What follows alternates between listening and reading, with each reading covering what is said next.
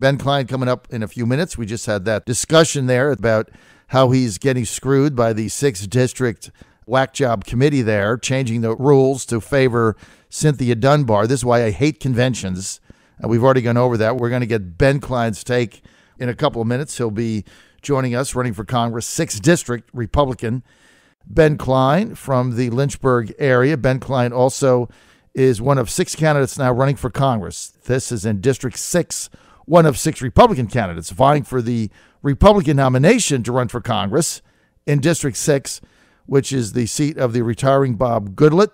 This is a Republican district. Whoever is the nominee is very likely to win in November. And there are 6 candidates in this race. The 3 big ones: Ben Cline, Ches Haywood, who is a clerk there, elected official, and Cynthia Dunbar, who is a state committee woman for Virginia. So just to set the stage, ostensibly the 6th District Committee leadership there, which is made up of various people in the various towns that are Republicans, they have decided to have a convention, which everybody knew would happen because the people there are pro-convention. So we all figured that would happen, although I'm opposed to conventions for nominating people, period. But that's just me. They're going to choose a convention. Okay, there's 6 candidates. Makes sense. But now what they did is they've attempted to change the rules of the convention to favor Cynthia Dunbar. Normally, you get an official elected in a convention to be sure you get a consensus or at least 50% plus 1. So if there's 6 candidates, you bring your people there, you sign them up for delegate. It's a whole long process. You get to the convention, you have a ballot. The top 5 stay in or the top 4 stay in. The bottom 2 are eliminated. Then you have a second ballot and a third ballot until somebody gets to 50% plus 1. Right? That makes sense because as divisive as a hand-to-hand combat convention is, at least you get a consensus of at least 50% when it's all said and done. Everybody hopefully shakes hands, goes out, and works for the candidate. No. What the leadership did in the 6th District is they said, we don't want to do that. We support Cynthia Dunbar, and the best way that we can win is by screwing the conventioneers and changing the rules so that you just have one ballot and go home. Therefore, with 6 people, the winner ostensibly could get 20% and still be the nominee. Now, how does that make any sense? That is about the stupidest thing I've ever heard. I mean, that is why the Republican Party of Virginia is losers and can't win anywhere statewide, because the shenanigans that go on like this. I don't even think it's legal because it isn't even up to the committee. It's up to the people that go to the convention and set the rules. So, having said all that, let's go to Ben Cline because he's affected by this. And House of Delegates member and candidate for Congress, 6th District. Ben, good to have you with us.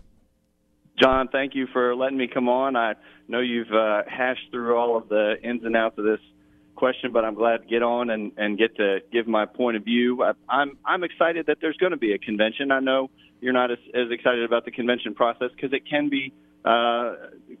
go off track. But I'm excited because the grassroots are going to get to speak. But we want all the grassroots to speak. We want to make sure that the person who comes out of this convention has a majority support from the party, from the 6th District. It gives them a stronger position going into the general against the Democrats. You don't want a weak candidate stumbling out of the primary nominating process, going against the Democrat, against these headwinds of 2018. You want to be able to nominate someone who can articulate the vision for the party, make sure that they represent the party in a strong way, leading us toward victory in November. That's what I'm going to do. It's going to be decided by the convention delegates. You're right. It just means that the decision is going to get delayed a little bit. It can't be binding by the convention, by the committee, 6th District Committee, that decision. So look forward to getting as many delegates as we can down there and making sure that the nominee, who I plan to be, is going to be the strongest possible nominee against the Democrats in November. All right, so look, Ben Cline, and that's a very gracious statement. You said all the right things, and I appreciate it. But I don't have to say the right things. I just have to tell my audience the truth. Here's the bottom line. There's no committee who can set these kind of rules. And so, and even if they do attempt to do it, my understanding is in any convention, those rules can be challenged and then there can be a new set of rules adopted if the majority of the delegates in there choose to do that, right? Absolutely. And the rules are, you're not allowed to include voting criteria in the draft call or in the call that's approved by the 6th District. So there's an advisory opinion out there that says you can't do that. So the question is, do you wait until the convention, or do you try and challenge it through state central or the courts? I don't want to worry about that. I'm focused on the convention, getting the most delegates. We probably win in a plurality situation too, but I don't want to out of a convention with just a plurality voting for me. I want to come out of the convention strong with a majority of the convention behind me. My opponents in the Republican primary are not my opponents. They're not my enemies. So what I want is for everybody to come together at this convention, unify around the principles that we need to fix Washington, implement an America First agenda, help our president pass his legislative agenda. We need somebody who has conservative experience, who's battle-tested. That's why I'm running. That's why I think I'm going to win, and that's why we're going to win in November. I think the only way you're going to win this, overturn it, is on the convention floor, which means that the non-Dunbar people have to have at least 50% plus one, and also they have to understand it. Because if I'm Dunbar, I want a first ballot, even though you think who can win. I mean, you're going up, Ben, I'll just give you my narrative here.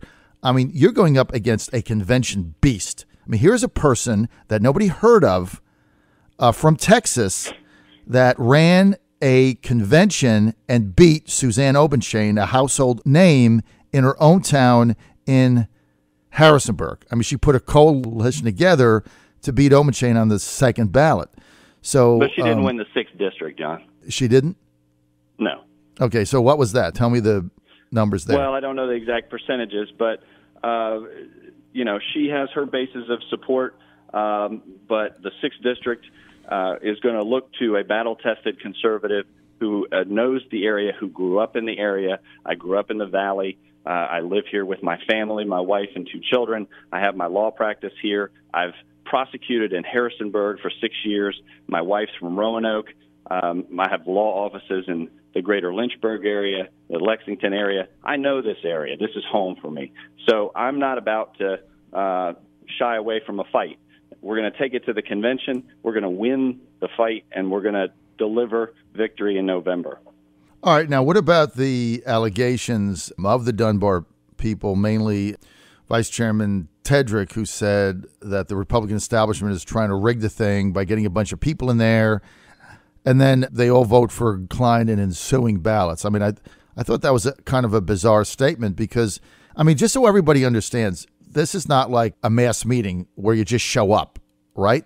You got to register as a delegate. You got to fill paper out, depending on what city or county you're in. You got to go through the process. You got to pay a filing fee. You got to get it submitted on time. There's all kinds of different deadlines. Then when you do that, then you have to get there, right? Then you have to be there. I think you guys are going to have it at, James Madison University? At JMU. Right, so you got to go to and JMU. The irony is pretty thick here because these are the same people, I'm one of them, who have said for years, we want a convention. Conventions where the grassroots come together. Convention instead of a primary. And now they vote for a convention, but then they turn it into essentially a firehouse primary with a single location.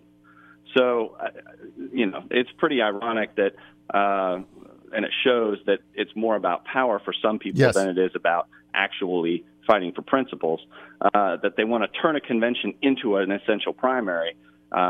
It's just very disappointing, but that's all right. We're going to win at the convention, whether it's a plurality or whether it's 50%. I hope it's more than a majority. We can change the rules and make sure it's a majority. But I'm going to win at the convention. I'm going to win in November because the district needs strong leadership, and I'm going to provide it. Well, I think right off the bat, the Dunbar people are doing shenanigans. And look, I have no axe to grind here with Cynthia. We were at odds, obviously. She was for Cruz. I was for Trump. And so we went all through that battle in Cleveland. And, I turned the page on that. I have no axe to grind with her or Chris Shores or anybody else that back her. But I mean, I just think when you do power plays like this in order to favor one candidate over the other and change precedent, I mean, I don't like conventions anyway. I get what you're saying. It is for the grassroots, blah, blah, blah. Okay, I'm for that. But it should at least be by consensus. So you come out of there, at the minimum, you've got 50% of the people remaining. And this is one of the arguments, though, they're going to have is they're going to say, hey, instead of staying all day, you just vote one time you leave instead of giving up what could be an entire Saturday and whatever that date is in the spring. You got other things to do, soccer, baseball, children, go away for the weekend. You're going to be stuck there on a Saturday. So that's going to be one of their arguments. Well, then they should be for a primary because that's ultimately what they're arguing for. But, they want to be able to have the grassroots come together. That's what I want, too. Never in the history of a convention in Virginia politics has it been a plurality rule. It's always been the lowest ones drop off, and their delegates still get to participate and vote for their second choice or their third choice. I'm the consensus choice. I'm the battle-tested conservative. I'm the one who people are going to rally around, whether it's on a plurality basis or a majority basis, to lead this district and lead the principles that we're fighting for to Washington to face the swamp and to help drain the swamp. Well, yes. I mean, I think you're going about this, Ben, the right way. I know you've set a good team up behind your candidacy, but when you say it's like they're holding a firehouse primary, it's worse than that, because even a firehouse primary, all you have to do is show up and prove that you're a voter. That's it. You have ID, right? And you can vote in the firehouse primary. What they're doing with this is you have to go through all the rigmarole of becoming a delegate, which is not easy to do. There's paperwork and money to be filed, all right? You got to pay for stuff. And if they pay for it, then there's all kinds of illegalities with that. So you have to go through all that process and then physically drive out to JMU on a Saturday, be there at whatever time it convenes, 9 or 10 a.m., and then perhaps sit there. So to say that's only going to be one ballot and with 6 candidates, technically, even Ben Cline, somebody could emerge victorious with 17 or 18% if you do the math. I mean, that's insane. That is absolutely insane. It puts us insane. at a disadvantage going into November. It allows a weaker candidate to emerge from the convention and run a limping into a general election against what's going to be an energized Democratic Party. The one lesson we should have learned from last November is that the Democrats are energized, and we've got to be equally energized about our nominee in order to win in November. It's going to be the case with our Senate nominee, and it's got to be the case with our House nominee out here in the 6th District. If you get elected to Congress, Ben, let me just ask you straight out, are you going to fight for President Trump's agenda? Absolutely. I'm excited to fight for an America First agenda. We've got to make sure that our immigration laws are enforced. The wall is built. Obamacare is repealed. You name it. On energy policy, we've got to drill, baby, drill. The policies he just put in place on offshore drilling are fantastic. We've got to make sure that we are energy independent. These are all things that I stand for, have fought for down in Richmond for years, and the things I'm going to take to Washington. We're with Ben Cline. Ben Cline, House of Delegates member from the Lynchburg area, Republican. He's also one of 6 candidates for Congress, 6th District. That's the seat of the retiring Bob Goodlatte. Okay, Ben, let's get to the House of Delegates General Assembly. Kirk Cox expected to be named Speaker Wednesday, right? Correct. We're going to maintain control of the House. Speaker Howell has stepped down. I understand he's not doing well. He's in the hospital. Our thoughts and prayers are with him. But Kirk Cox is going to step up and take the Speaker's gavel. Todd Gilbert, who's here in the 6th, me in the Valley, super strong conservative, is going to become majority leader. We're going to maintain our majorities on committees, and we're going to continue to push a conservative agenda. I, as conservative caucus chairman, we're going to continue to push to make sure that conservative agenda is implemented in Virginia. I know you guys have had meetings. You're there now. And it looks like there was some movement a couple weeks ago that the Republicans were open to a power share. I don't get the sense that that's going to happen now. Am I right? You're right. Conservatives spoke up and said, let's not put the cart before the horse. We want to make sure that fight for every vote, fight for every seat. We did that with David Yancey. We're able to make sure that he emerged victorious. and he's going to continue to be a strong member of our caucus.